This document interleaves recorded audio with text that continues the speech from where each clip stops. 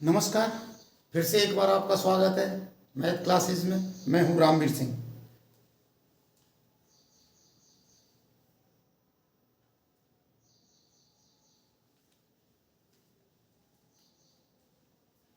तो एक बार फिर से आपका मैथ क्लासेस में स्वागत है और मैं हूं रामवीर सिंह। आपके लिए एक नया कंटेंट लेके आया हूं और आज के टॉपिक का नाम है आयतन यानी कि वॉल्यूम। तो टॉपिक शुरू करने से पहले मैं आपसे फिर एक निवेदन करता हूं, विनम्र निवेदन कि आप चैनल पर नए हैं तो इसको सब्सक्राइब कर लें, लाइक कर लें और शेयर कर लें। तो आइए शुरू करते हैं टॉपिक वॉल्यूम। सबसे पहले हमें ये जानने की ज़रूरत है वॉल्यूम होता क्या है। जैसे ये कमरा है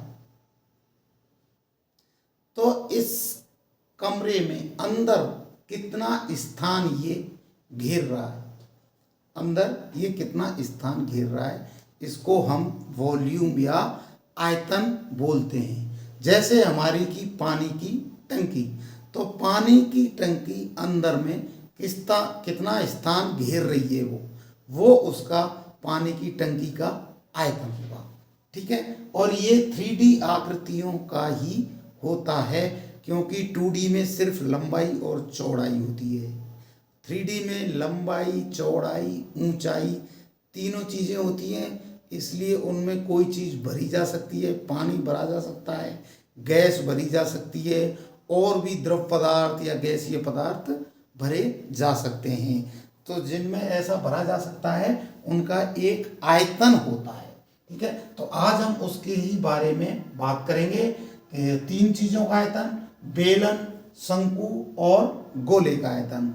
आपको इनके फॉर्मूले रटने की बिल्कुल भी आवश्यकता नहीं पड़ेगी, मैं उस प्रकार से आपको समझाऊंगा। आप कभी भी 1 साल बाद, 2 साल बाद आपको अगर आयतन किसी का पता करना है तो जिस प्रकार मैं बताऊंगा थोड़ा सा 1 मिनट ध्यान दे लेंगे तो 1 मिनट में ही आपका पूरा काम हो जाएगा।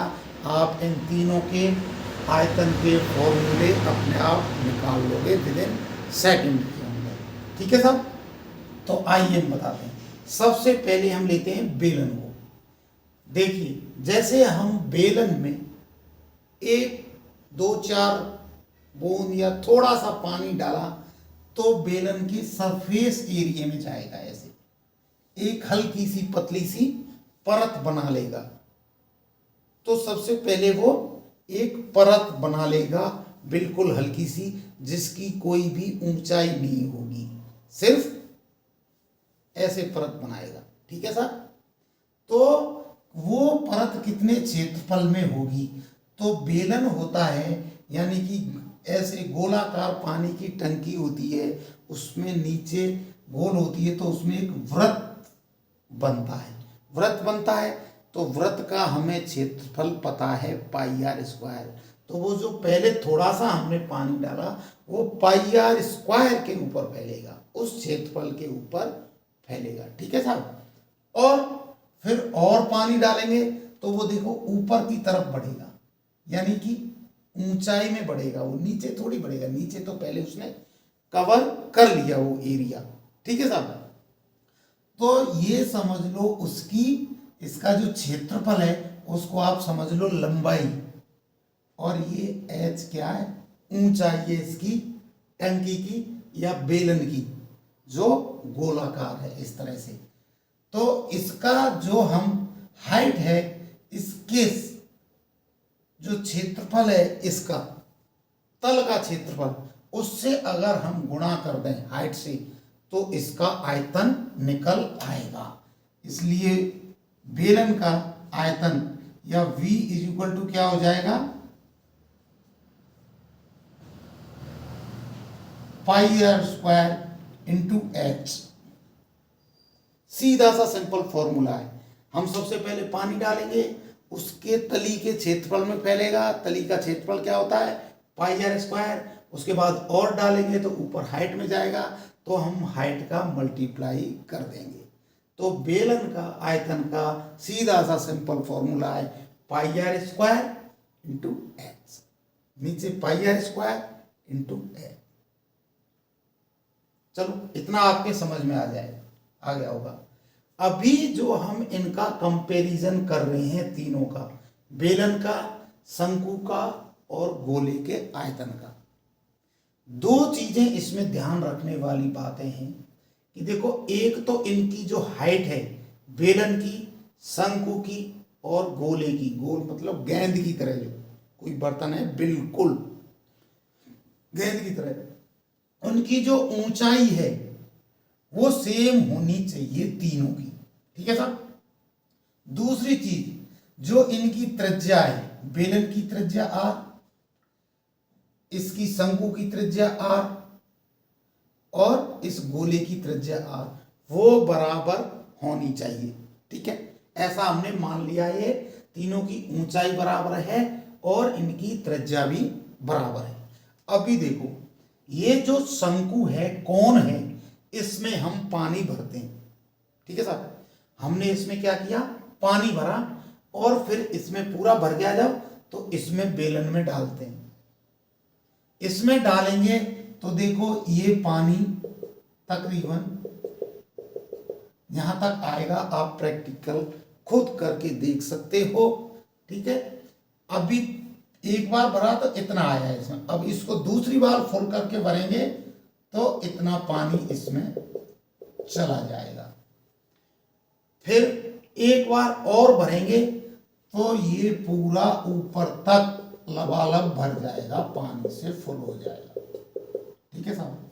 यानी कि ये 3 बार हमने इसमें पानी डाला तब ये भरा गया।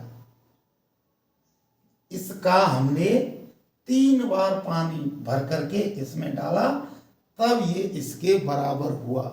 यानी कि इसका जो आयतन है वो शंकु के आयतन का कितना है, 3 गुना है। फिर से सुन लो, जो बेलन का आयतन है शंकु के आयतन का 3 गुना है, क्योंकि हमने शंकु में 3 बार पानी भर करके बेलन में डाला तब जा करके बेलन फुल हुआ है। इसका मतलब क्या है, इसका जो आयतन है, सॉरी, बेलन का जो आयतन है शंकु के आयतन का 3 गुना है।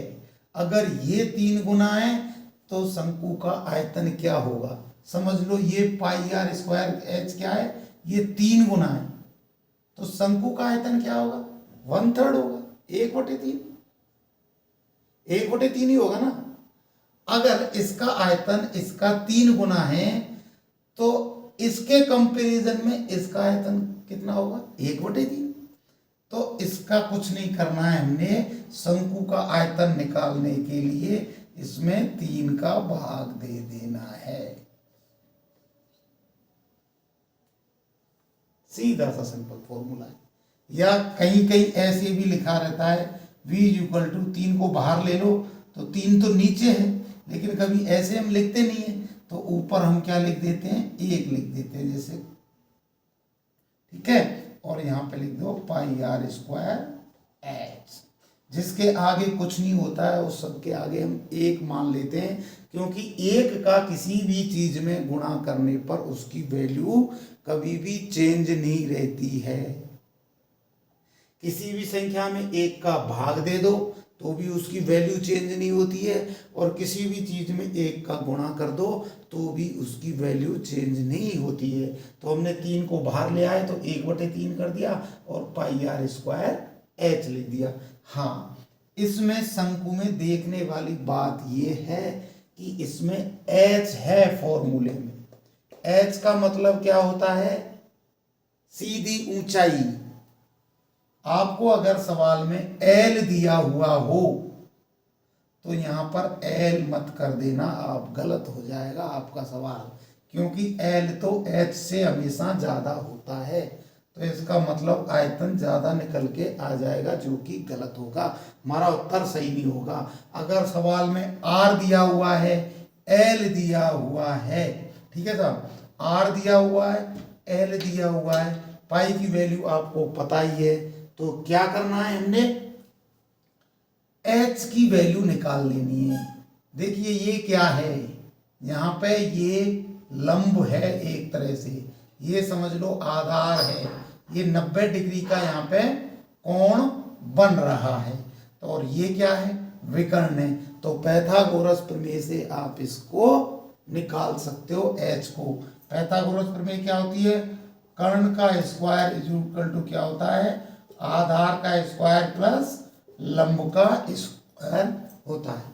ठीक है साहब, इतना आपको समझ में आ गया होगा। यानी कि 3 बार अगर हम इसको भरेंगे तो तब जाकर के ये गोला पूरा होगा, सॉरी बेलन पूरा होगा। अभी हम आगे बात करते हैं गोले के आयतन की। फिर वही प्रक्रिया करेंगे, इसको हम भर के किस में डालेंगे, इसमें डालेंगे। तो एक बार अगर हम इसको शंकु को भर के गोले में डालेंगे तो ये आधा भर जाएगा। अब बोलोगे वो गेंद है उसमें कैसे भरेंगे, तो गेंद में भैया छोटा सा छेद कर लो ऊपर, ठीक है साहब, और खोखली गेंद है ये, और इसमें लगा लो कीप, ठीक है, ये लगा लिया कीप, और इसको पूरा भरो और कीप की सहायता से इसमें डालो। एक बार भरेंगे तो ये आधा होगा, और दूसरी बार भरेंगे तो ये क्या हो जाएगा, फुल हो जाएगा। यानी कि अब क्या समझे आप इससे हमें ये समझ में आया कि जो इसका आयतन है शंकु के आयतन का 2 गुना है। शंकु के आयतन का क्या है, डबल है, डबल, शंकु के आयतन का डबल है। ठीक है साहब, तो क्या फॉर्मूला आएगा इसका निकल के, अगर इसका आयतन इसके आयतन का डबल है तो क्या करेंगे, इसमें 2 का गुणा कर देंगे, सीधा इसको डबल कर देंगे। तो इसका v क्या हो जाएगा, v is equal to 1/3 pi r square h, इसमें पूरे में मल्टीप्लाई क्या कर देना है, 2 का। ठीक है ना, तो क्या हो जाएगा formula, 2/3 pi r square H.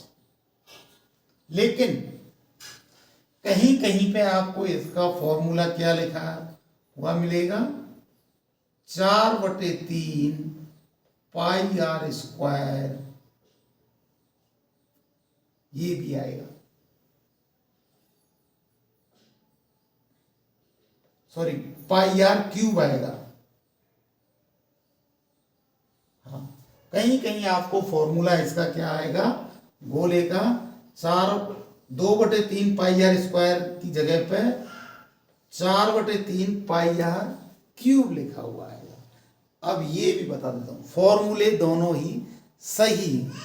देखो ये क्या है, गोला है, ठीक है साहब, गोला में क्या है, ये आर है। अगर हम इस आर को यहां सेंटर से ऊपर की तरफ खींचें तो आर ही है, और अगर हम नीचे इसकी तली की तरफ खींचें तो भी ये आर है, आर ही तो हुआ है। तो ये क्या हो गया, आर और आर क्या होता है, 2r, आर और आर को जोड़ देंगे तो इस पूरे की ये हाइट हो गई, ये क्या हो गई, यहां से यहां तक।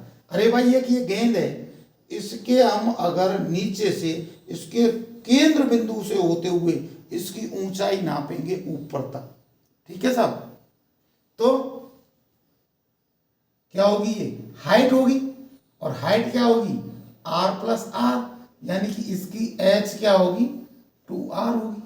तो देखो यहां पे h की जगह पे हमने क्या लिखना है, 2r। हम जानते हैं h इक्वल टू क्या होता है, 2r होता है। तो h की जगह पे हम क्या लिख देंगे, यहाँ पे 2r कर दो।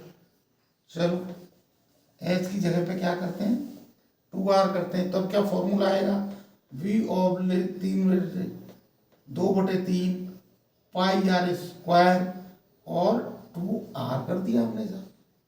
अब देखो 2 का गुणा हो रहा है, तो 2 का गुणा 2 से 2 का गुणा 2 से हो रहा है, तो 2 दूनी 4 हो जाएगा, तो ये 4/3 हो गया यहाँ पे। तो अब ये पाई है तो पाई को पाई लिख दो। अब देखो ये r की घात 2 है, और ये क्या है, r जिसके ऊपर कोई घात नहीं होती उसके ऊपर हमेशा घात 1 होती है।